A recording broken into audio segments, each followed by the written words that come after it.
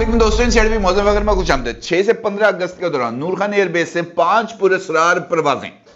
कौन आया, कौन गया, क्या लाया, क्या लेकर गया? जनाब अहम तरीन सवालात पैदा हो गए हैं। ना सिर्फ ये बल्कि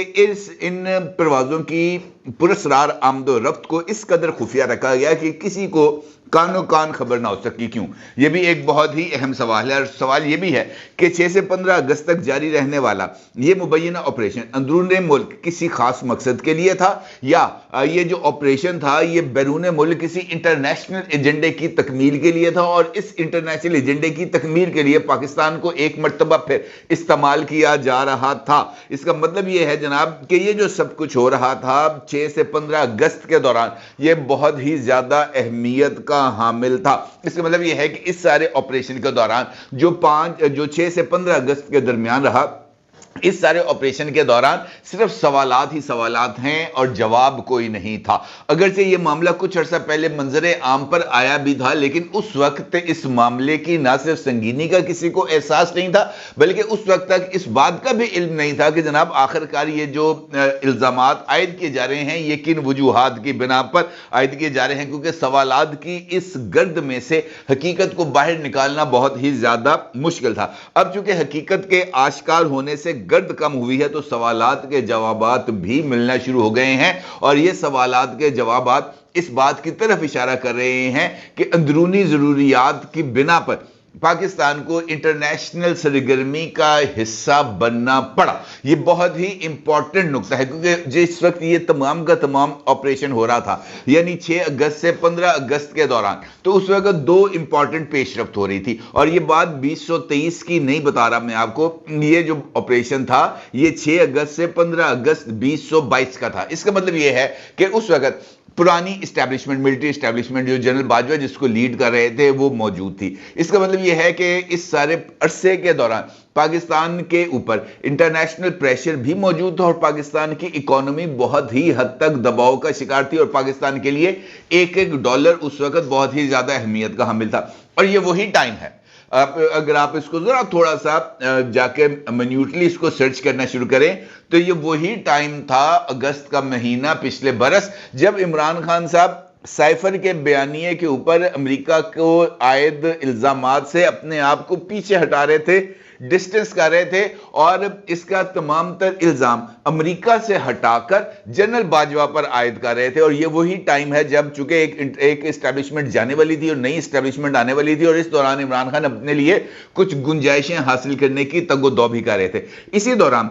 6 से 15 अगस्त के दौरान नूर खान एयरबेस पर 5 परवाजों को रिकॉर्ड किया गया। अब ये जो है बीबीसी, इसकी वेबसाइट के ऊपर आज एक बहुत ही डिटेल्ड स्टोरी मौजूद है जिसका अक्स आप इस वक्त अपनी स्क्रीन पर देख सकते हैं।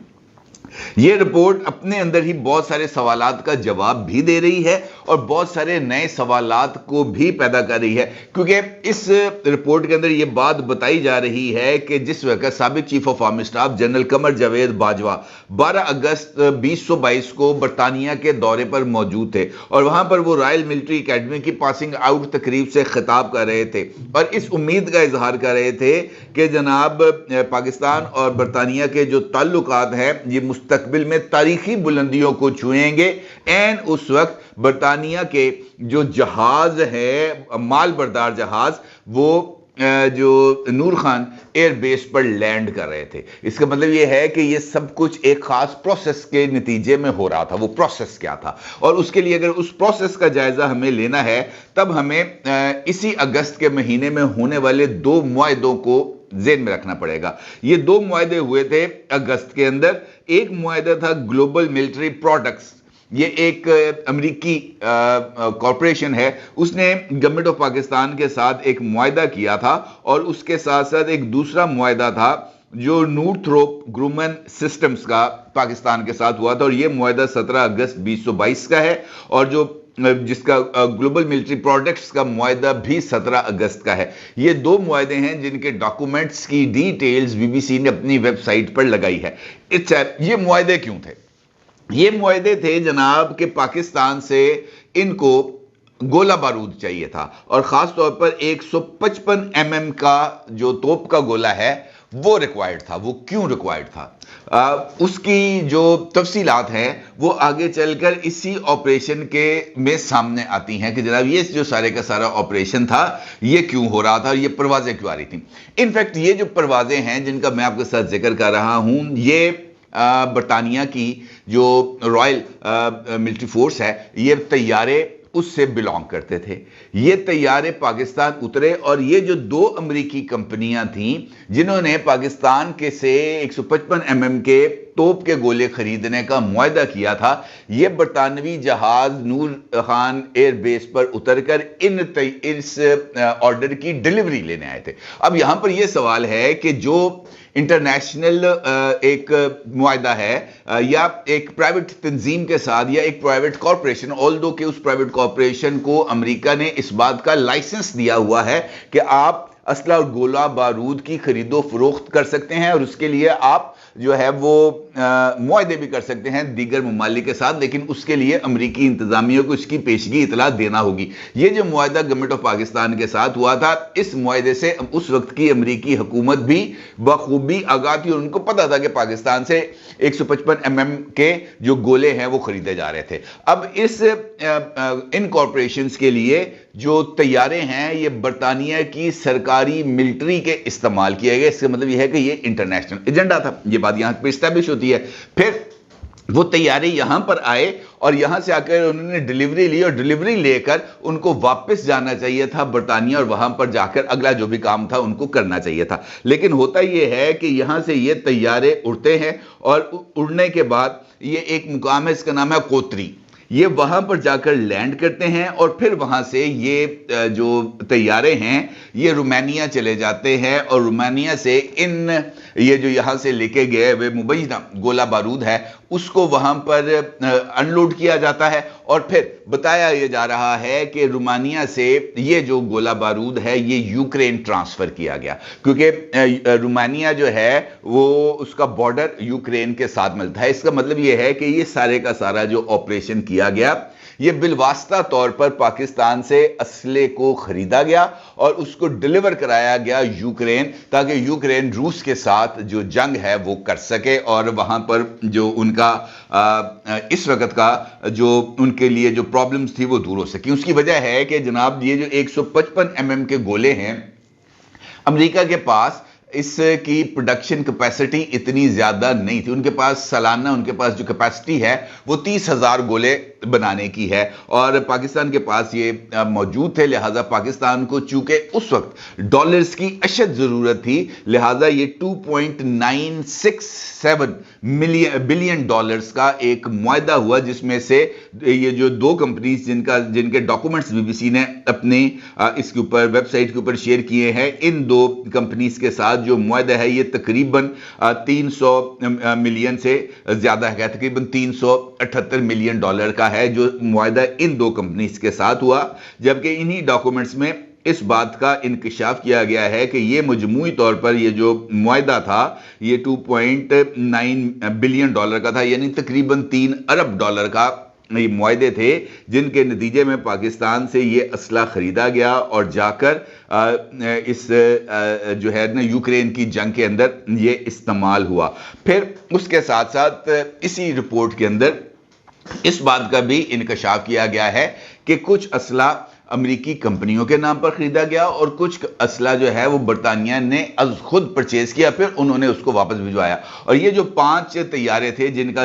کا ڈیٹا فلائٹ ڈیٹا اور تمام چیزیں بی بی سی نے اپنی ویب سائٹ پہ جاری کی ہیں یہ اسی بات کی طرف اشارہ کر رہی ہیں جناب کہ یہاں پر ایک انٹرنیشنل ایجنڈے کو پایہ تکمیل تک پہنچایا گیا. اب قطع نظر اس بات کے کہ اس کی صحت کیا کیونکہ بی بی سی نے اپنی اس رپورٹ میں اس بات کا انکشاف کیا ہے کہ انہوں نے اس حوالے سے جو مختلف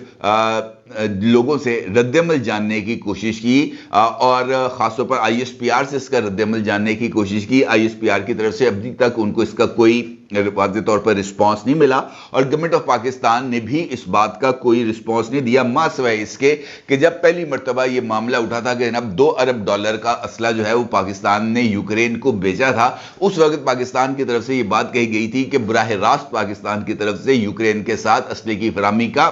کوئی معاہدہ نہیں کیا گیا، اور جب یہ بات سامنے آئی کہ جناب پاکستانی اسلحے کے استعمال ہونے کے یوکرین کے اندر شواہد ملے ہیں، تو اس وقت بھی یہ بات کہی گئی کہ جناب ہو سکتا ہے کہ اس طرح کا اسلحہ جو ہے وہ پاکستانی برانڈڈ اسلحہ بلیک مارکیٹ سے خریدا گیا ہو یوکرین میں استعمال کرنے کے لیے۔ اور اس چکر کے اندر بھی گورنمنٹ آف پاکستان بھی یہ کہہ سکتی ہے کہ جناب ہم نے تو براہ راست یوکرین کے ساتھ کسی طرح کا کوئی معاہدہ نہیں کیا، ہم سے تو امریکہ نے اور برطانیہ نے معاہدہ کیا تھا، ہم نے جو اسلحہ بنایا وہ بنا کے ان کو بیچ دیا، ہمارا اس سارے پروسیس سے کوئی لینا دینا نہیں، اور یقینی طور پر اسلحہ بنایا تھا فریم میں سجانے کے لیے تو نہیں۔ اب چونکہ وہ ہے ضرورت تھی بہت زیادہ پیسوں کی، تو اس صورت کے اندر اس اسلحے کو جو بنایا ہی انٹرنیشنل مارکیٹ میں بیچنے کے لیے گیا تھا، تو اس کو بیچنے میں میرا نہیں خیال کہ کوئی اتنی بڑی قباحت ہے۔ لیکن معاملہ یہ ہے کہ ہم کیوں چھپاتے ہیں؟ ہمیں ایسی جو تمام کی تمام انفارمیشن ہیں وہ ہمیں انٹرنیشنل میڈیا سے کیوں موصول ہوتے، کیوں ہم اپنے جو میڈیا ہے یا ہم اپنے جو ادارے ہیں ہم ان کے اوپر اتنا زیادہ ریلائی نہیں کرتے؟ اور سب سے امپورٹنٹ پہلو میرے نزدیک اس ساری خبر کا وہ پروسیس ہے جس کے ذریعے پاکستان کو اس میں شامل کیا گیا، اور کمال خوبصورتی سے جنرل باجوہ صاحب نے اس کو اپنے لیے استعمال کیا۔ ایک جانب انہوں نے اس ڈیل کو جو ہے وہ مکمل کیا، اور دوسری جانب عمران خان کو جو ہے اپنا سائفر کے معاملات پر امریکہ کے اوپر کی جانے والی جو الزام تراشیاں ہیں ان سے پیچھے ہٹایا، تاکہ پاکستان کو یہ جو پیسے ہیں $2 ارب جو اس وقت پاکستان کی بہت بڑی ضرورت تھی وہ مل سکے، تاکہ بیلنس آف پیمنٹس یہاں پر برقرار رہ سکے۔ اور پھر عمران خان صاحب نے اپنے اس موقف سے جو امریکہ کے اوپر ہر دوسرے دن وہ سائفر کے حوالے سے الزامات عائد کرتے تھے، ان الزامات سے عمران خان نے اپنے آپ کو پیچھے کیا اور جنرل باجوہ کے اوپر ہی سارا زور ڈال دیا، کیونکہ جنرل باجوہ کی کسی نہ کسی طرح کی رابطہ کاری یا سہولت کاری کی وجہ سے ہی عمران خان صاحب نے اپنے اس جو ان کا تھا طریقہ کار سائفر معاملے کے اوپر امریکہ کو سازش کا الزام دھرنا، اس سے انہوں نے پیچھے کیا۔ اور یہ میرا خیال ہے کہ ایک بہت بڑی ڈیولپمنٹ تھی، اور اس کے بعد ہی امریکہ اور عمران خان کے تعلقات بہتر ہوئے۔ یہاں پر ایمبیسیز کے اندر